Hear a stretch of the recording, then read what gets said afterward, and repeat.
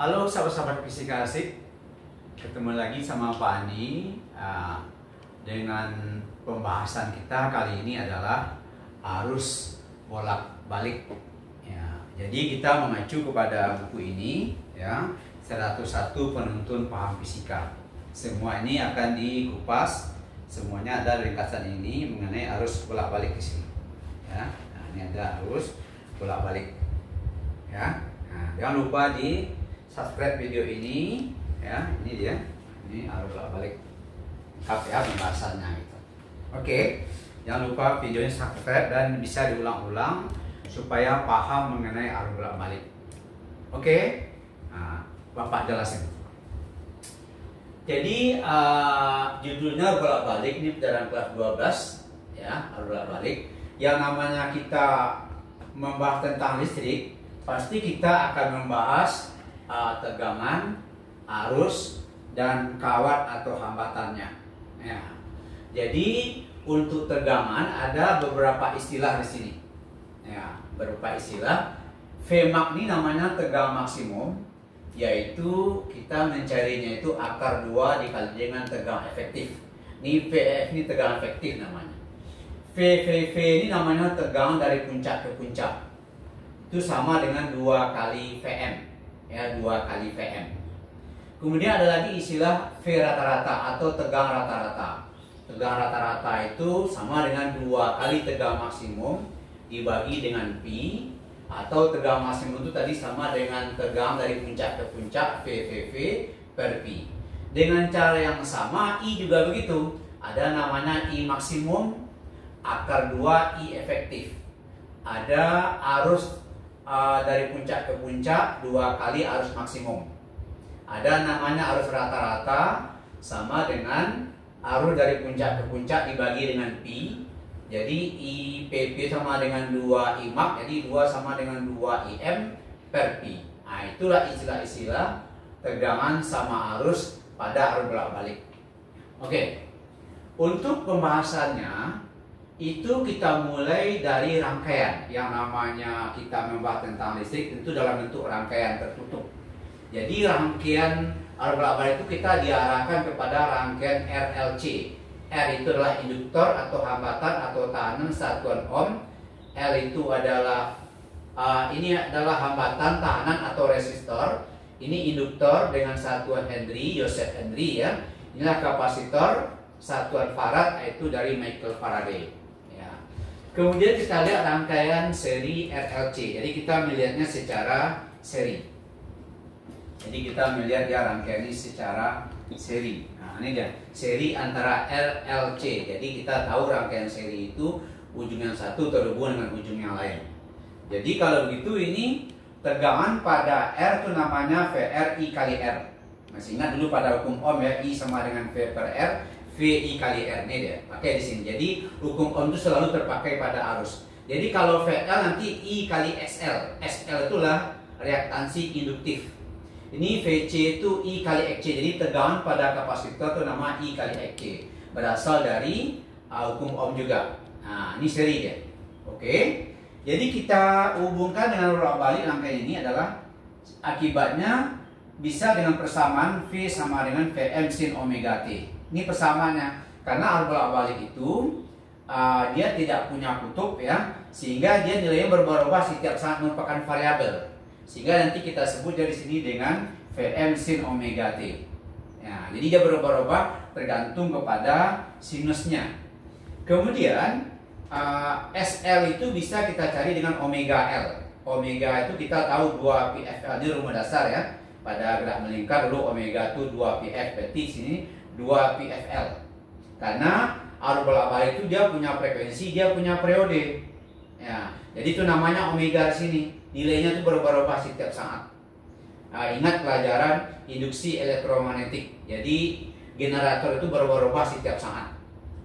Kemudian SL itulah reaktansi induktif. L itu induktor dengan satuan Henry. Jadi kalau sudah menjadi reaktansi induktif, satunya jadi ohm. Kalau induktor satuannya Henry. Kemudian XC. XC itulah rangkaian reaktansi kapasitif. Itu XC itu seper omega C. Karena omega itulah seper 2 PF, berarti seper 2 PFC. Nah, itu komponen-komponen yang harus dipahami, dicerna atau dihafal untuk permasalahan bolak-balik. Sekarang apa konsepnya? Bagaimana arus pada R? Jadi arus pada R kita hubungkan dengan arus bolak-balik. Jadi nanti bentuk grafiknya itu, ini alatnya yang bisa menentukan osiloskop namanya. Jadi alat yang menentukan gelombang yang terjadi pada R itu namanya osiloskop. Jadi pada R yang birunya adalah I. Ini adalah V. Jadi kalau kita hubungkan osiloskop dengan hambatan R, maka terbentuk gelombang seperti ini. Jadi dia berimpit. Antara I dan V itu berimpit. Jadi berimpit itu kita sebut dia sefase.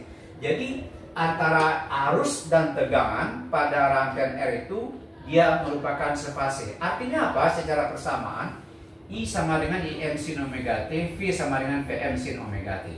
Karena dia sefase. Nah, ini dia. Sekarang apa sifatnya I dan V pada L atau induktor? Jadi kalau kita hubungkan dengan osiloskop, jadi gelombang seperti ini adalah I. Ya, V-nya itu begini. Jadi V-nya lebih dahulu. Jadi I masih di sini merupakan grafik sin, ini grafik cos. Ya, jadi mungkin bisa saja nanti dia terjadi perubahan fase 90 atau nanti dalam soal bukan 90. Jadi secara umum kita membuat persamaannya, jika I sama dengan IM sin omega T, maka V sama dengan VM sin omega T di plus fase. Jadi fasenya itu artinya plus itu dia lebih mendahului.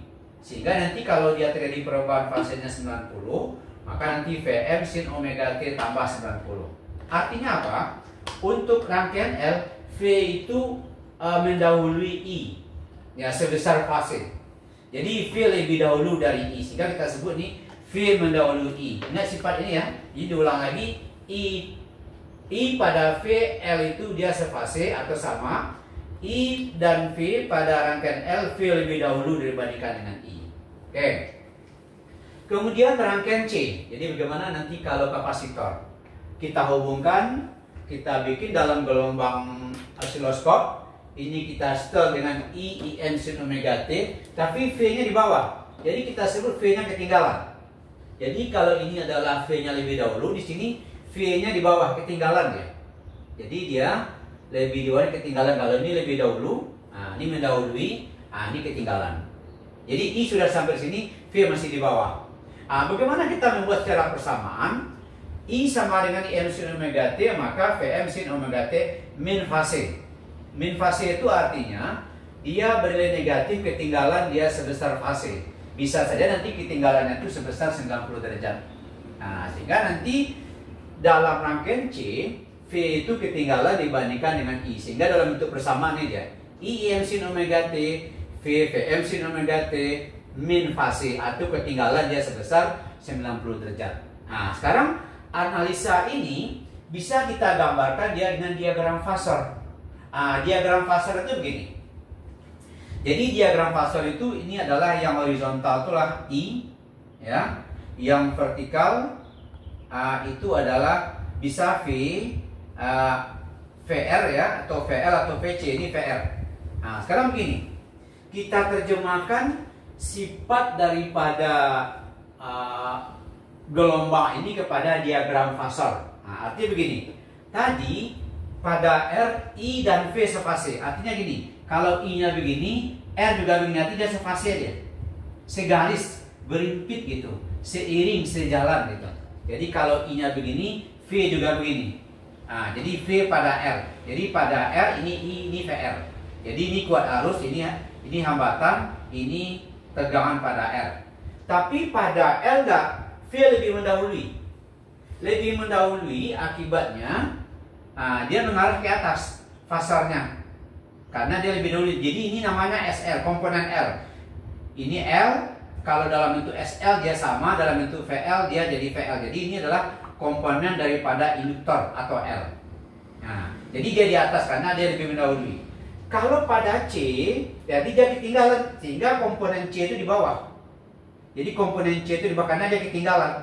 Jadi ini sefase, V mendahului daripada I, ini V ketinggalan daripada I. Jadi begitu kita menggambarkannya dengan diagram fasor.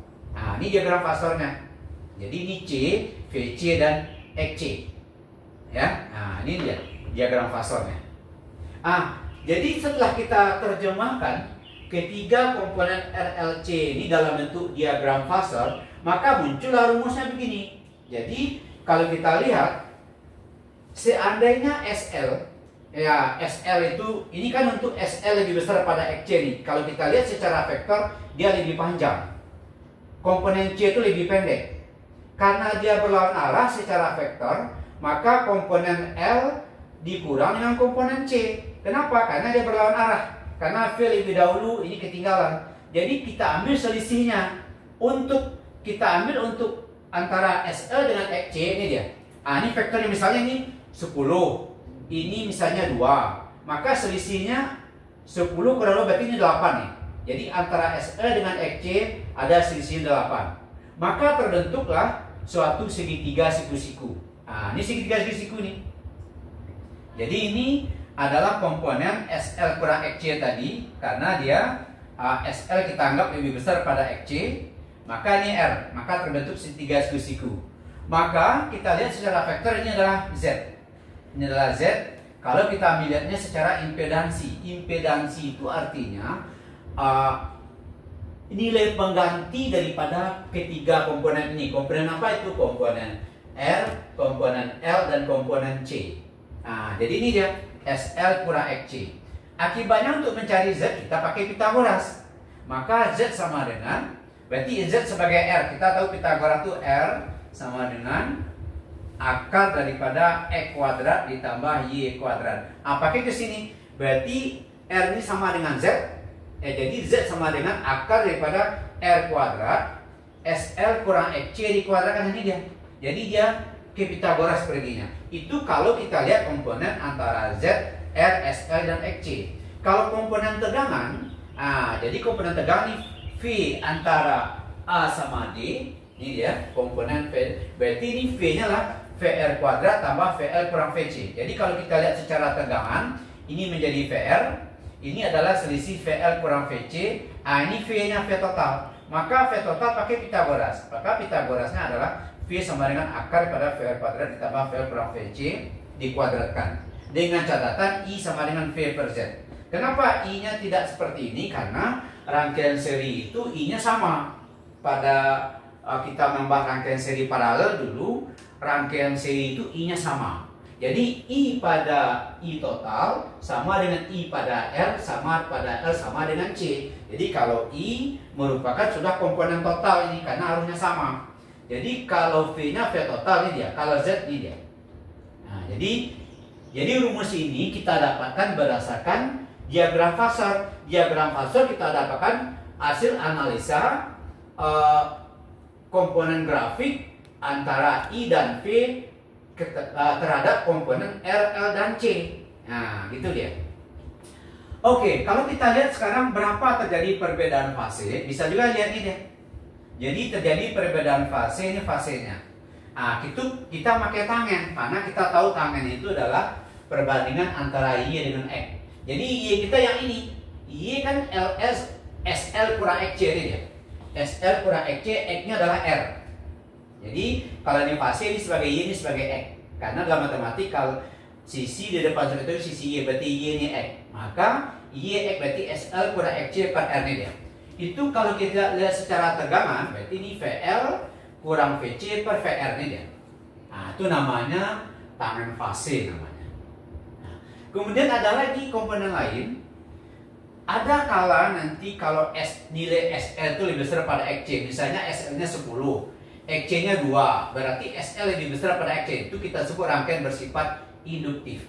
Kalau nanti XC lebih besar, misalnya XC-nya 200, SL-nya 50, berarti XC lebih besar. Tinggal kita sebut rangkaian bersifat kapasitif.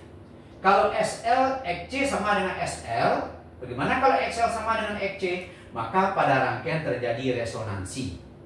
Ini dia. Jadi syarat terjadi resonansi itu adalah apabila SL sama dengan XC.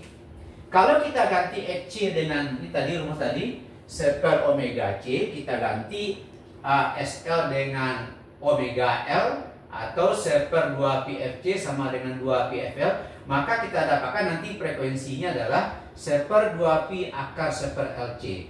Maka rumus ini kita sebut dia dengan frekuensi resonansi. Kemudian pada arus bolak balik kita juga mengenal daya. Ya, sama dengan arus arah ada daya. Daya itu bisa kita cari dengan I kuadrat R, atau bisa juga tegangan dikalikan dengan I dikalikan dengan cos fase. Cos fase itu namanya faktor daya.